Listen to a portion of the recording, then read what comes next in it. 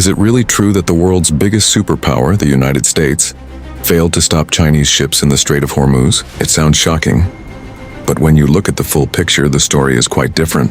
When Donald Trump announced that ships connected to Iranian ports would not be allowed to pass through Hormuz, reports quickly spread that a Chinese ship had crossed the blockade, and the US couldn't stop it. But the reality is different. The Chinese ship that got the most attention was not coming from an Iranian port. It was coming from the United Arab Emirates, and the US blockade was specifically targeted only at ships directly connected to Iranian ports. That's why technically, that Chinese ship wasn't breaking any rules. In fact, several other ships also passed through Hormuz at that time, because they were not part of Iranian trade. However, there were one or two ships that were actually linked to Iranian ports, and still managed to cross. And that's where the real question begins. So saying that the US completely failed, or that China directly broke the blockade, is not entirely accurate.